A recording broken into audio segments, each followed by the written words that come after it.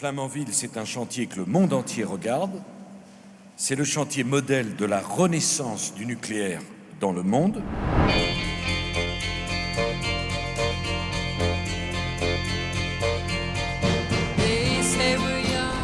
EPR, retenez bien ces initiales. EPR, c'est le nom du futur réacteur nucléaire franco-allemand. Ce réacteur, qui est encore à l'état de projet, a été présenté aujourd'hui à Strasbourg par ses heureux géniteurs, EDF et Framatome côté français, Siemens côté allemand.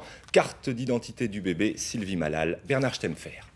Il aura fallu 1 million d'heures d'études pour voir naître ce projet sur le papier. Le bébé est un réacteur nucléaire baptisé EPR. Les concepteurs sont le français Framatome et l'allemand Siemens. Le projet est évalué à 120 millions d'écus, soit environ 700 millions de francs. Une première exploitation en France est envisagée pour l'an 2005.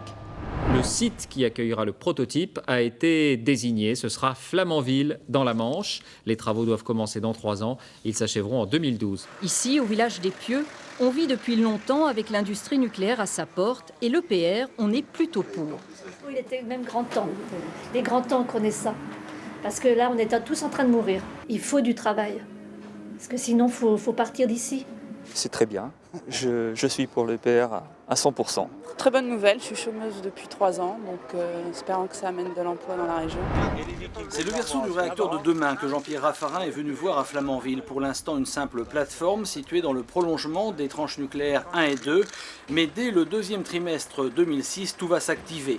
6 années de construction et en 2012, le premier EPR, réacteur nouvelle génération de 1600 MW à la durée de vie de 60 années. C'est un investissement qualitativement rentable parce qu'il est plus sûr et qu'il est plus performant que les réacteurs qui existent actuellement. Ici, les engins de terrassement tournent à plein régime depuis le début du mois d'août. Ils préparent le terrain pour la construction du futur EPR. Un chantier qui a commencé avant même la décision favorable de l'enquête publique. Sur le dossier de l'EPR, EDF ne souhaite pas perdre de temps.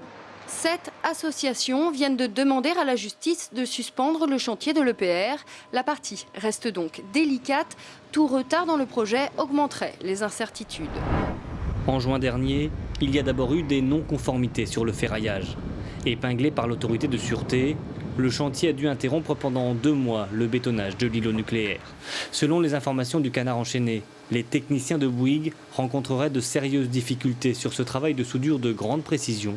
Conséquence, annonce l'hebdomadaire satirique, le chantier de l'EPR afficherait déjà au moins 9 mois de retard. EDF, le maître d'œuvre, commente l'information du bout des lèvres. Sans vraiment démentir, le groupe maintient qu'en dépit des aléas du chantier, à ce jour, l'objectif de démarrage de l'EPR en 2012 est maintenu. Dans le Crachin du Cotentin, visite de terrain pour Nicolas Sarkozy. En 2004, ministre de l'économie, c'est lui qui avait décidé d'implanter le premier EPR à Flamanville.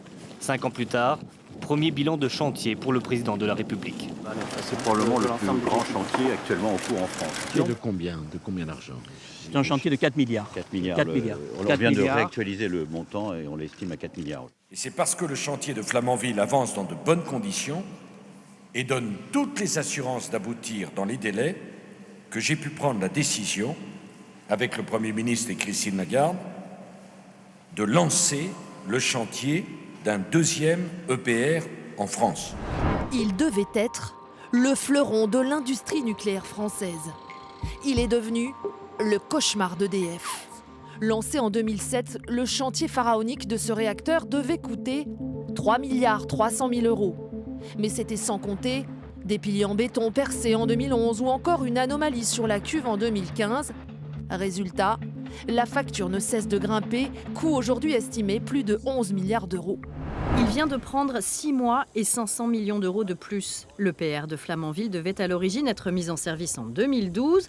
EDF parle désormais de mi-2024. À cause de ces multiples reports, le coût du réacteur de dernière génération a été multiplié par 4, de 3,3 milliards d'euros à l'origine. La facture grimpe aujourd'hui à plus de 13 milliards d'euros.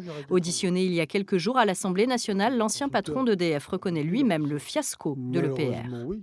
L'EPR est un engin beaucoup trop compliqué, quasi inconstructible. Enfin, on en voit aujourd'hui les difficultés. J'ai eu la faiblesse d'annoncer pour 2014 la connexion au réseau.